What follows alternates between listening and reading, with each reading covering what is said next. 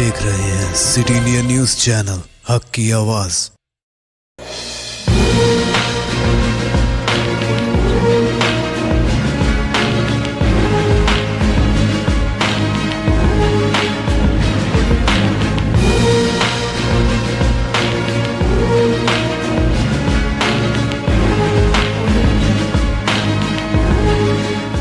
నమస్తే, నేను Yamini. Welcome to city India news. ముందుగా బులెటిన్ అప్డేట్స్ చూస్తే సంగారెడ్డి జిల్లా పుల్కల్ మండలం ఇటిక్యాల గ్రామ శివారులో ఉన్న ఎంఎస్ లిక్కర్ కంపెనీ ముందు గ్రామస్తులు ధర్నా నిర్వహించారు. ఈ సందర్భంగా గ్రామస్తులు లిక్కర్ కంపెనీలో పనిచేసే కార్మికులను లోపలికి వెళ్లకుండా అడ్డుకున్నారు. యాజమాన్యం మాత్రం ఏమీ పట్టనట్టు వ్యవహరిస్తోందని ఈ సందర్భంగా వారన్నారు. అదే కాదు, చుట్టుపక్కల గ్రామాల్లో కరోనా వచ్చిన గ్రామాల నుంచి కార్మికులను లోపలికి అనుమతిస్తున్నారు.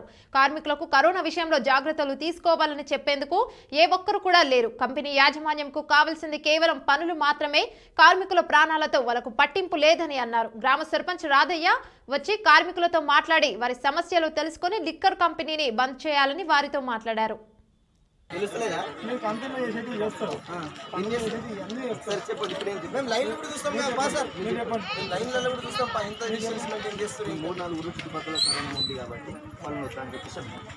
తీసుకోకండి రెండు మూడు అర్థం నడిపించుకోండి.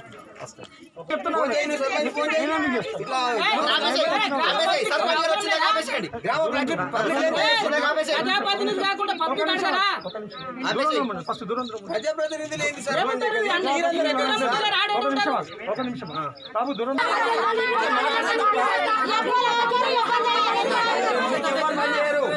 ఏ సార్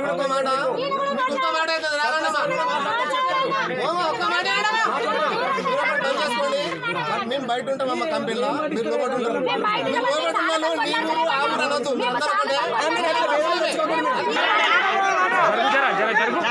అభిప్రాయం మీరు చెప్పండి.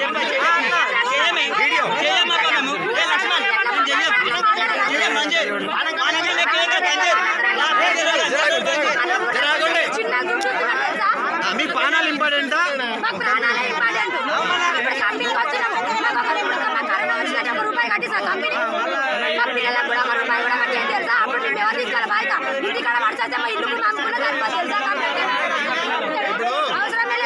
అది కూడా చూసుకోండి. వాళ్ళ అభిప్రాయమే కదా. నీ ఊరిలో నా ఊరు అంటే కాదు కదా, అందరు బతకాలి. అందులో అందరం ఒకటే.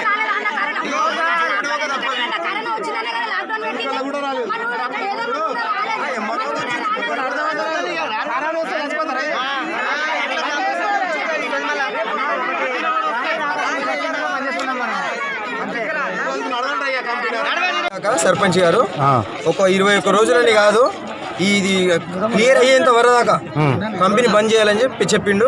అందరు అభిప్రాయాలు తెలుసుకొని అదే విధంగా కంటిన్యూ చేయండి, మళ్ళీ స్టార్ట్ చేయకండి కంపెనీ, ఇదంతా క్లియర్ అయ్యే వరకు. గ్రామ పంచాయతీ తీర్మానం తరపున రాసిస్తుండు కంపెనీకి బంద్ చేయాలి, కేసులు తగ్గే వరదాకా కంపెనీ బంద్ కావాలని మేము కూడా కోరుకుంటాం, సహకరిస్తున్నాం. వికారాబాద్ మున్సిపల్ కాంగ్రెస్ కౌన్సిలర్ల వార్డులలో అభివృద్ధి కోసం బడ్జెట్ కేటాయింపులో వివక్ష చూపుతున్న Vikarabad municipal chairperson Manjula Ramesh, Congress councillor Sudhakar Reddy ఆరోపణ. ఈరోజు మున్సిపల్ సమావేశం అనంతరం కాంగ్రెస్ కౌన్సిలర్లకు బడ్జెట్ కేటాయింపులో వివక్షపై మున్సిపల్ కార్యాలయం ఎదుట నిరసన తెలిపిన కాంగ్రెస్ కౌన్సిలర్లు. మున్సిపల్ చైర్పర్సన్ మంజులా రమేష్ ఏకపక్షంగా వ్యవహరిస్తున్నారు. కౌన్సిలర్ సుధాకర్ రెడ్డి ఆరోపణ.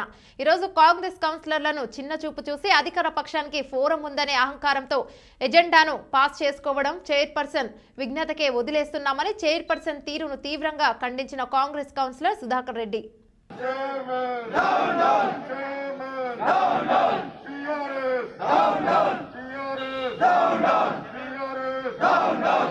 ఈరోజు ఈ ప్రెస్ మీట్ ఏర్పాటు చేయడం జరిగింది.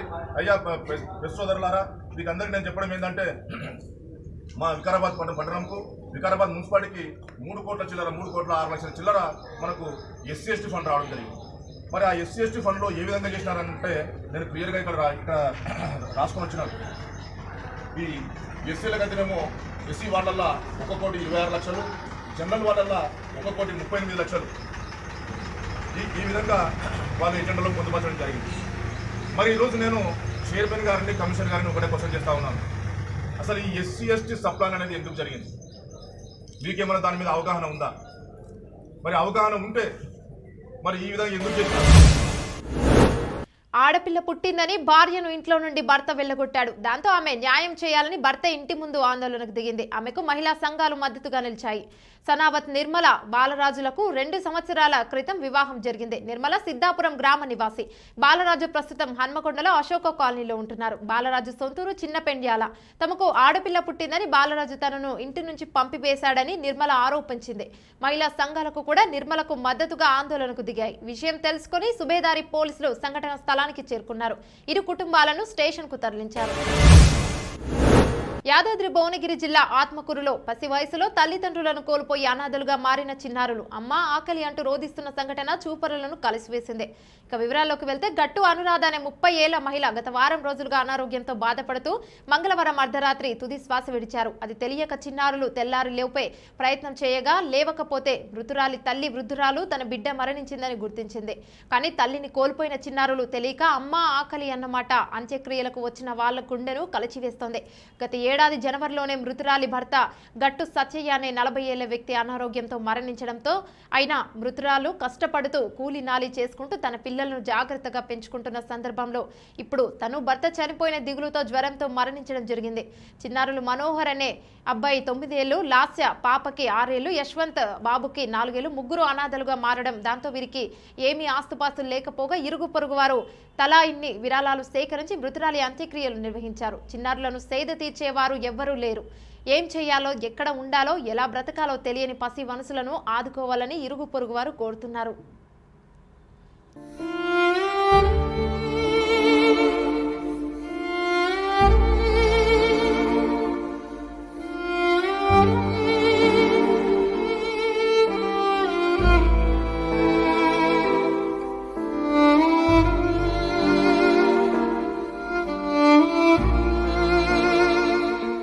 అందరికీ నమస్కారం అండి. మాది మాదాపురం గ్రామం. మా అక్కని ఇక్కడ ఆత్మకూరు విలేజ్కి ఇచ్చినామండి. మా బావ చనిపోయి 1 సంవత్సరం అవుతుంది. ఇప్పుడు సడన్గా అక్క కూడా ఆరోగ్యం బాగాలేక చనిపోయింది. 3 పిల్లలు ఉన్నారండి. ఈ దాతలు ఎవరన్నా వీలైనంత వరకు సహాయపడితే నేను ఈ పిల్లల్ని చూసుకుంటాను. నాకు కూడా పిల్లలు ఉన్నారు. మాది కూడా అంతంత మాత్రమే ఉంది ఫ్యామిలీ కూడా. దయచేసి ఎవరన్నా సహకారం సాయం చేయాలి. వరంగల్ జిల్లాలో దారుణం చోటు చేసుకుంది. ఒకే చితిపై 4 మృతదేహాలు. కరోనా మృతదేహాల కాల్చివేతతో నిబంధనలు, సాంప్రదాయాలను అధికారులు గాలికి వదిలేశారు. ఒకే చితిపై 4 మృతదేహాలను దహనం చేస్తున్నారు. పురపాలక శాఖ, ఐటీ పరిశ్రమల శాఖ మంత్రి TRS party working president K Taraka Rama Rao తన జన్మదినం సందర్భంగా గిఫ్ట్ ఏ స్మైల్ కార్యక్రమంలో భాగంగా ప్రభుత్వానికి అందజేస్తామని తెలిపిన 6 కోవిడ్ రెస్పాన్స్ అంబులెన్స్లను ఈరోజు ప్రారంభించారు. వైద్య ఆరోగ్య శాఖ మంత్రి ఈటల రాజేందర్ మరియు మంత్రి కేటీఆర్ ఈ వాహనాలకు జెండా ఊపి ప్రారంభించారు. ప్రగతి భవన్ లో జరిగిన ఈ కార్యక్రమంలో పలువురు మంత్రులు, ఎమ్మెల్యేలతో పాటు కేటీఆర్ సతీమణి శైలిమ, కూతురు అలేఖ్య పాల్గొన్నారు. ఇప్పటికే మంత్రి కేటీఆర్ స్ఫూర్తితో పలువురు అంబులెన్స్లు ఇచ్చేందుకు ముందుకు వచ్చారు. త్వరలోనే వాటన్నింటినీ కూడా ప్రారంభిస్తామని పలువురు మంత్రులు, ఎమ్మెల్యేలు ఈ సందర్భంగా కేటీఆర్ కి తెలిపారు. ప్రస్తుతం ఉన్న కరోనా పరిస్థితుల నేపథ్యంలో ఇవి కోవిడ్ రెస్పాన్స్ వాహనాలుగా పనిచేస్తాయి. విజయవాడలో భారీగా అక్రమ మద్యం పట్టుబడింది. అక్రమంగా తరలిస్తున్న మద్యం బాటిల్స్ ను స్వాధీనం చేసుకున్న విజయవాడ భవానీపురం పోలీసులు తెలంగాణ రాష్ట్రం నుండి విజయవాడ, గుంటూరు రెడ్ జోన్ ప్రాంతాలలో అక్రమంగా మద్యం విక్రయిస్తున్న ముఠా నుంచి 300 క్వార్టర్ బాటిల్స్ ను తరలిస్తుండగా పట్టుకున్నారు. కారు సీజ్ చేసిన పోలీసులు ఒక వ్యక్తి అరెస్టు చేశారు.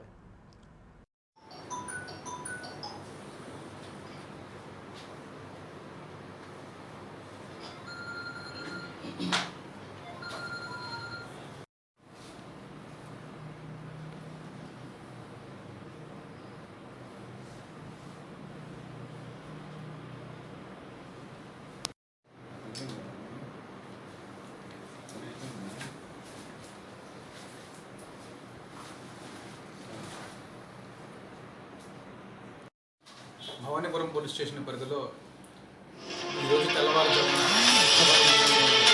వాహన తనిఖీలో భాగంగా గొల్లపూడి రైల్వే స్టేషన్ వద్ద నగర police commissioner Shri Battini Srinivasulu sir IPS వారి ఉత్తర్వుల మేరకు విక్రాంత్ పాటిల్ గారి నేతృత్వంలో ఏర్పాటు చేసినటువంటి వాహన తనిఖీల్లో ఒక కారులో అక్రమంగా తరలిస్తున్నటువంటి 300 మద్యం సీసాలను, అవి కూడా తెలంగాణ రాష్ట్రానికి చెందినటువంటి మద్యం సీసాలను పట్టుకోవడం జరిగింది. అదేవిధంగా ఎవరైతే ఈ యొక్క అక్రమ రవాణాకు పాల్పడుతున్నారో ఆ వ్యక్తిని కూడా మేము గుర్తించి కేసు నమోదు చేయడం జరిగిందండి. ఈ సందర్భంగా ప్రజలకు తెలియపరిచేది, ఏమిటంటే అక్రమంగా మద్యం కలిగి ఉండడమే కాకుండా అక్రమ రవాణాకు ఎవరైనా సహకరించినా అటువంటి చర్యలకు పాల్పడిన వారిపై చట్ట ప్రకారం కఠినమైన చర్యలు తీసుకోవడమే కాకుండా వారి అవసరమైతే వారిపై షీట్ కూడా ఓపెన్ చేయడం జరుగుతుంది. ప్రస్తుతం కోవిడ్ విజృంభిస్తున్న నేపథ్యంలో మానవత్వం ఉనికే ప్రశ్నార్థకంగా మారింది. మానవత్వం ఉన్న మనుషుల కన్నా వారసత్వమే గొప్పదని చాటింది. ఈ వానరం నీటి తొట్టిలోకి జారిపడిన సాటి వానరాన్ని ప్రాణాలకు తెగించి కాపాడింది. ఓ వానర కూనకు దాహం వేసి నీటి తొట్టిలోకి దిగింది. నీరైతే తాగింది, కానీ బయటకు వచ్చే మార్గం కనబడలేదు. 4 అడుగులకు పైగా లోతున్న నీటి తొట్టిలోంచి పైకి రావడానికి నానా తంటాలు పడింది. కోతిపిల్ల ఆర్తనాదాలు విన్న మరో వానరం దాన్ని రక్షించేందుకు అనేక ప్రయత్నాలు చేసింది. ముందు రక్షించడానికి ప్రయత్నించి విఫలమై సాయం కోసం వెతికింది. ఎవరు రాకపోవడంతో తానే అత్యంత చాకచక్యంగా వానరాన్ని బయటకు తీసింది. కాపాడే ప్రయత్నంలో పట్టు తప్పితే తానే తొట్టిలోకి పడిపోతానని తెలిసిన సాహసించి ప్రాణాపాయ స్థితిలో కొట్టుమిట్టాడుతున్న కోతి పిల్లకు ప్రాణం పోసింది. ఈ ఘటన ఎక్కడ జరిగిందో తెలియకపోయినా ప్రస్తుతం ఈ దృశ్యాలు సామాజిక మాధ్యమాల్లో వైరల్గా మారాయి.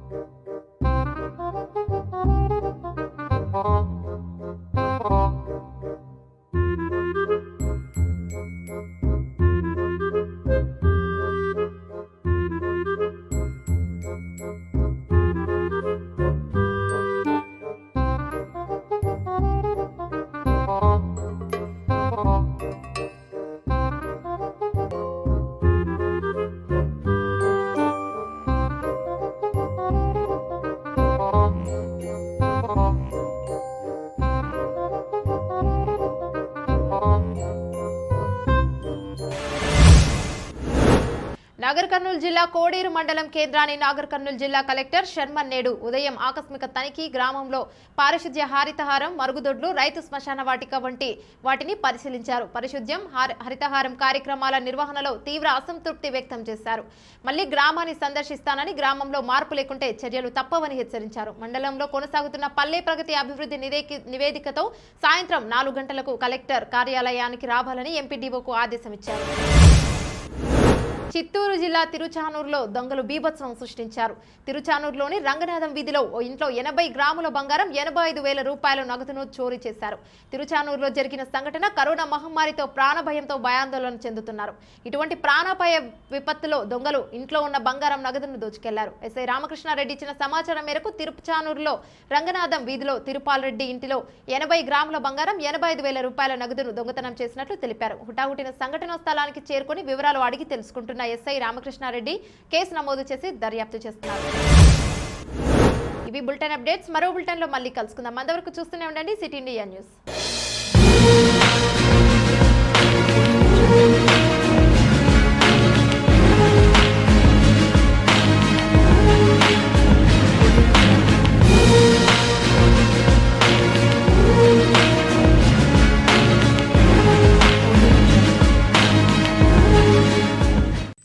दोस्तों, अगर आपको हमारी न्यूज़ और एंटरटेनमेंट तमाम प्रोग्राम पसंद आते हैं तो फिर लाइक करें, शेयर करें और सब्सक्राइब करें।